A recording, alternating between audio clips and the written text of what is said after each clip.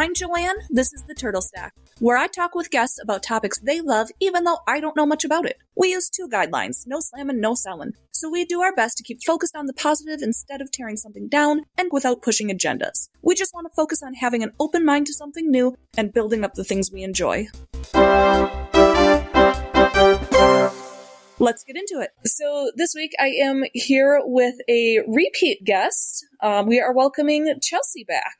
Hello! So what are we going to be talking about this week, Chelsea? We're going to be talking about Greek mythology, but more specifically my favorite goddess and myth, Persephone. That is very exciting. I can't wait to learn about her. Can you tell us a little bit about who Persephone is? Persephone is the Greek goddess of springtime. That's like her official title. She does other things too, and there's a lot of things that fall under the springtime umbrella, including like flowers. And she is the queen of the underworld. She's married to Hades. So I guess for starters, why don't you share a little bit about what that story is for people who aren't familiar with it?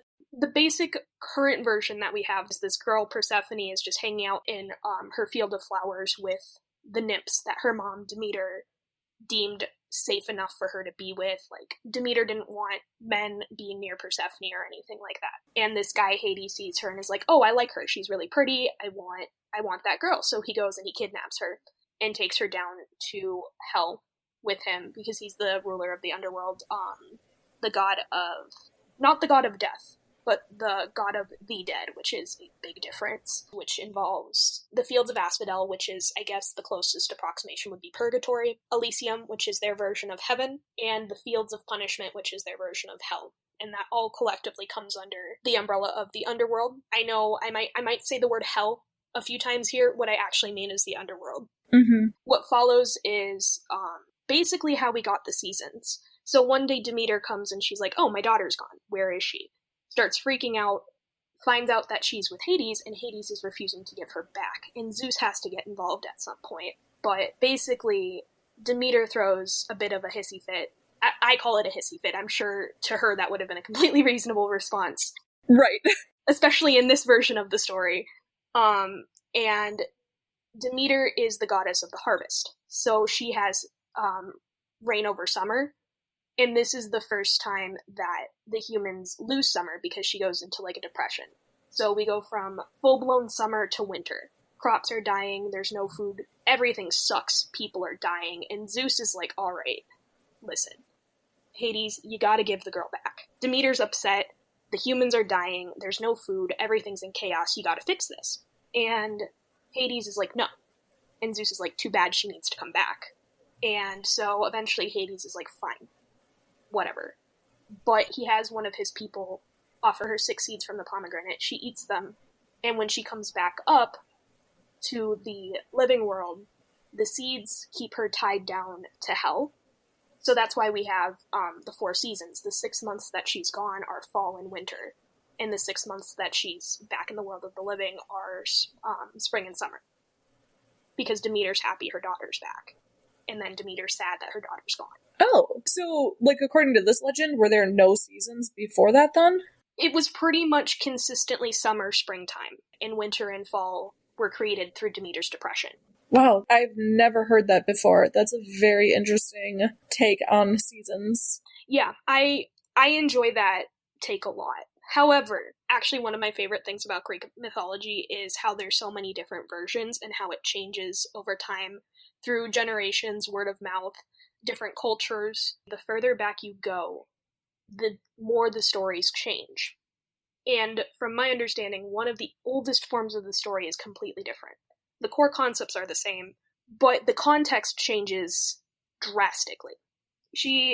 In the original story, she starts out as a young girl named Kore, spelled Kore, which the etymology for that is like child, basically. And Demeter still is her mom and is still kind of very protective over her, like, I don't want men near you. I don't want anyone near you. You can have your maiden nymphs as your friends or like handmaidens or whatever, and you can go live in a field with flowers and you'll be safe and all of this stuff. And, fair enough, valid. But as Persephone grows older, she gets bored. She wants to leave the garden, the fields. She wants to meet new people. She wants to know what's going on. fair enough, as you grow up, that's what you want to do. So one day, and I'm pretty sure at this point she's around teenage years, she finds the gateway to hell and is kind of like, oh, this is different. This is interesting. She had wandered away from the handmaidens and just was like, I'm going to go explore and learn things. And so she finds the gateway to hell and she's like, all right, this is cool. So she goes in there and she's looking around and wow, this is so different from what she's used to. And she's really digging it because her mom's not here to yell at her or pull her back or stop her from learning things. And she's just like, yeah, all right, this is cool. And Hades pops up and he's like, who are you? Why are you here? You're not dead. Why are you here? And she's like, I don't know, I like it here. You left the door open. Yeah, exactly. She's like, you left the door open. I wanna explore. This is pretty dope. I like it here. And Hades is kind of like, yeah, all right, whatever. You do that. And there's some versions where she decides Hades is way too soft on the dead and goes full blown like, you are not punishing these people enough. You clearly have no idea what you're doing. I'm gonna do it. Really? Yeah, she goes hard. And eventually Demeter's like, all right, where's my kid? She comes to check on Persephone. Persephone's gone. She gets upset. She's like, where is my teenage daughter who I've been preventing from going and doing things her whole life? Where'd she go? What's going on? Can't find her anywhere. And Zeus is just kind of like, girl, I don't know. This isn't my problem right now. This is a you thing. You figure it out. I don't care. And Demeter is kind of like, she's not happy about it, but she goes about her business and tries to find Persephone. And eventually she hits the depressive point, and that's when fall and winter become a thing, basically. So while Demeter's losing her mind looking for Persephone, at this point she's still called Kor. She's looking for her daughter, can't find her, the nymphs don't know where she is. Everything's dying because Demeter isn't doing her job as the goddess of summer and the harvest. And meanwhile, Kor is just down in the underworld having the time of her life. She's like, this is great. This is fantastic. Teenage rebellion. I'm digging this. And Hades is just sitting there like, you know what, whatever, fine. He's like, she kind of pretty, she kind of cute, and I don't mind, I don't care. Yeah. And eventually, stuff happens there between them. And finally, Demeter's like, just full-blown, it's winter, everything's dead, the underworld is in chaos, and Zeus finally comes down to Hades, and he's like, bro, listen. Demeter is causing problems on purpose. Okay? You need to give her kid back. I don't care what happens, you need to give her back. And Hades is like, and Persephone's like, no thanks. And Zeus finally, for once in his life, decides to use his power as the head honcho for something relevant, and is like, no, listen, the humans are dying, it's cold, no one's happy, you're coming back, I don't care. And this is around another spot where the pomegranates gets a little fuzzy, but in the end she eats the 6 seeds, she gets tied to the underworld for 6 months of the year, and Zeus changes her name to Persephone, and there's like a lot of different translations of what Persephone could mean as far as etymology goes. My personal favorite is Chaos Bringer. Ooh, that's a good name. I know! And so, Persephone hangs out in the living world 6 months of the year, spring, summer. She becomes the goddess of spring. Whichever version of the myth we're talking about, the reason she becomes the goddess of spring is because her coming back up signifies the end of winter. Yeah, that makes sense. Yeah, so she comes back up, it's springtime, Demeter gets happy, it goes to summer, and then Persephone goes back down to the underworld. Demeter gets sad, fall starts setting in, Demeter hits depression, winter hits, and then Persephone comes back. And that's how we get the story of the seasons. Whether you want to think about the oldest version where Persephone is an absolute badass who just decides, hey, I'm an adult, I can do what I want, this is the destiny I'm choosing, this is my life now. Yeah. Whether you want to think of that one, or if you subscribe to the Hades was an evil man who kidnapped this person and tricked her into falling in love with him, whatever your preference is, Persephone is majorly underrated because she is the reason we have the 4 seasons as far as the Greeks are concerned. I mean, I find the original version a lot more interesting and relatable too, though. Because, like, the original version, you can look at it and you can take lessons of, letting your children have a certain amount of freedom and having your own agency and making your own choices, but then still considering other people's feelings in that. Like, there's a lot of lessons to be told, where I can almost see it cleaned up, and I can see that turned into a very reasonable movie. Like, it's actually not far off from the plot of Tangled. Another one of my favorites. Tangled is so good. But yeah, the original version seems to have a lot more, like, story and relatability to it, where it seems like the newer one was just kind of like okay, we need to make sure Hades is as evil as possible. How do we make bad guys bad?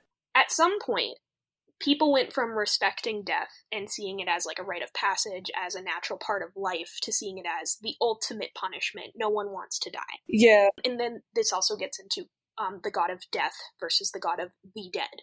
Hades is technically the god of the dead. He rules over the people that die. He decides punishments. He takes care of all that organizational crap. He has nothing to do with people actually, like, the action of dying. That's, I think, Thanos. Oh. If I remember correctly. Yeah, and then it comes into, like, Persephone was the epitome of, like, summer, spring, innocence, whatever. She ended up with Hades for a while, and suddenly we have winter, we have fall, we have everything sucks.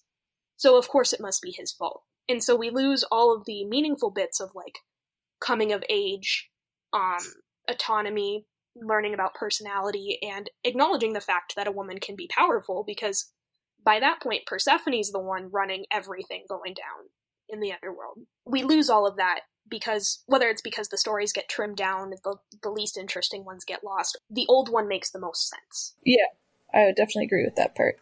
And that's why she's one of my faves. And, slight tangent, I guess my introduction to mythology was Percy Jackson and the Olympians, which did a really good job with, for the most part, staying true to the mythology. But it is a series for kids, and it was published by Disney, so obviously there's a lot of censorship, a lot of watering down. Percy Jackson is a book series by Rick Riordan. It's about this kid named Percy. He grows up with a single mom, and, absentee real father, no idea what's going on with that. He has ADHD and some other stuff. He's considered a trouble kid in school. He'd been kicked out of schools before, because, again, troubled child with ADHD, and he has dyslexia too. And it turns out Percy Jackson is a demigod. So his mom is human and his dad is a god. And there's a ton of other kids in the same exact situation as he is. We eventually find out that most demigods have ADHD and dyslexia, because ADHD mimics, like, battlefield stuff, the ability to focus on a lot of things at once. And dyslexia happened because their brains are hardwired to read ancient Greek. So Percy has all kinds of things going on in his life now. And that's the basis of the series, basically. Rick Riordan did a pretty good job showing that Persephone is more than just a pawn. So in his books, Persephone takes on different appearances throughout the books. When Percy first meets her in Hell, when she's with Hades, she's completely different from how she is when she's up with Demeter. We get to see her and her mom arguing. He does a good job. And he does that with most of the myths, too. I love it a lot. It was my childhood. I'm actually still reading them now. I'm working my way through the Norse books. Yeah, they sound really interesting. Yeah. Where do you go to get most of your information? Like I said, I started with Percy Jackson, and it's a great place to start because Rick, for the most part, Rick does a decent job at portraying the original mythology. I find most of it online. Obviously, the internet can tell all kinds of lies and stories, but if you find the same story enough times, it's probably safe to assume it's not completely made up. Yeah, that makes a lot of sense. So for the most part, when I find a story that's interesting to me, I just research the heck out of it, and eventually you get enough sources saying the same thing, or you get enough sources saying a similar thing that you can pick out what was probably going on. We will never know for sure, but we can piece it together, whether it's through books, the internet, word of mouth. I don't have any one specific source. I do my best to fact check as well as I can. Yeah. But it's also important to remember, people are going to change the narrative, whether it's on purpose or an accident. You just have to crowdsource as much data as you can, filter through it, and find the core concepts of it, if that makes sense. Yeah, that makes a lot of sense. You find the major threads that are the same in every story. And at the end of the day, if you're looking at it as a story, then you just find the version of that story that appeals to you the most and makes the most amount of sense to you. Yeah, and I think that's also why I think that's like the most important part of storytelling is finding your own truth in it, or finding the values, your personal values in a story that's meaningful to you. And that's why I like Persephone so much, but that's a whole different story.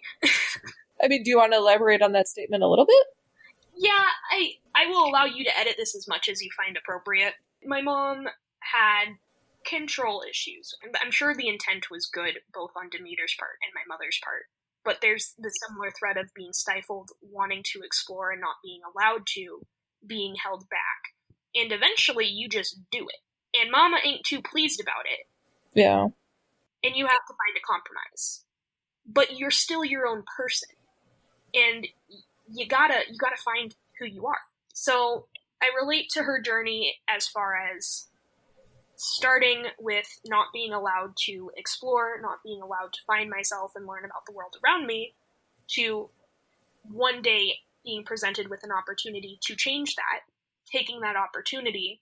People aren't always going to be happy when you do that. Yeah. You do not have to throw it in their face.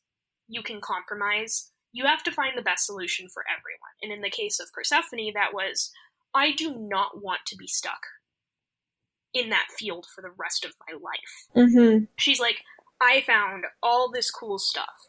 I am happy where I am right now, but I understand that in the case of, like, the humans, all these lives are at stake because my mom is upset. My mom is sad. She's grieving. Yeah. Like, I think it's definitely relatable to a lot of different people to different degrees. Because even from, like, the mother's perspective, you know, she made this beautiful field of flowers. She gave her loyal friends, and she's looking at it and she's like, there's no reason you shouldn't be happy here. Mm-hmm.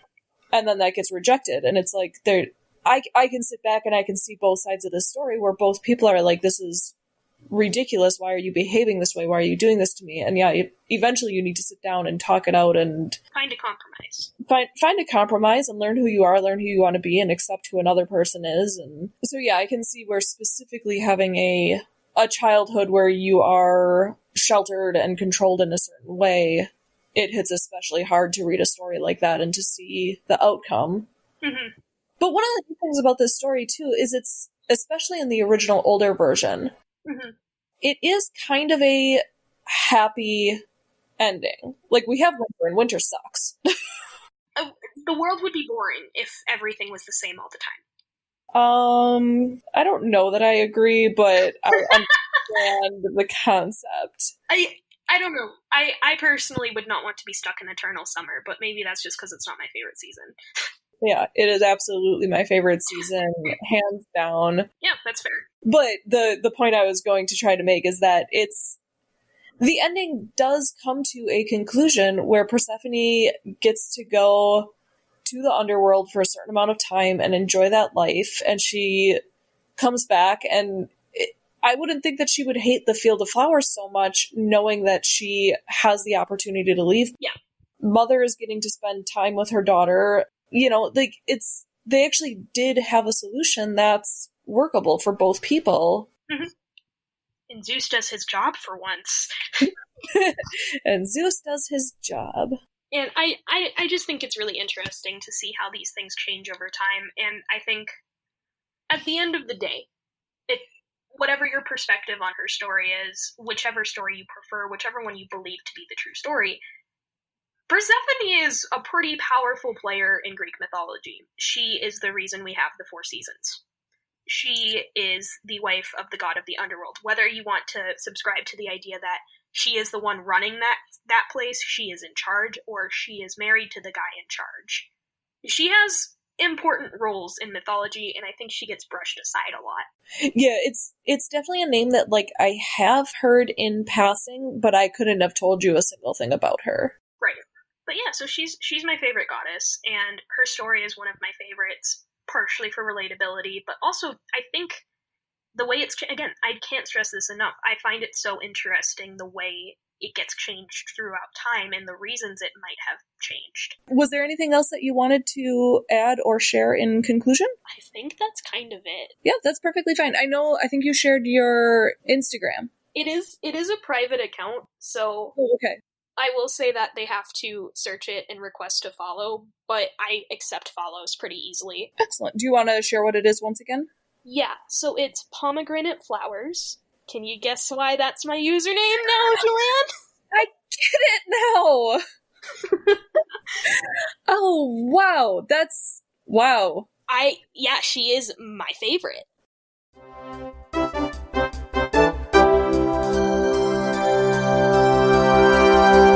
If you're interested in following me, I'm on Facebook, Instagram, and Twitter as The Turtle Stack. If you have something you want to chat about, please email theturtlestack@gmail.com. I don't need an expert, just someone who enjoys something, no matter how simple or eccentric. If you're excited to talk about it, I'm excited to listen. Just remember the rules. No slamming, no selling. Thanks for listening.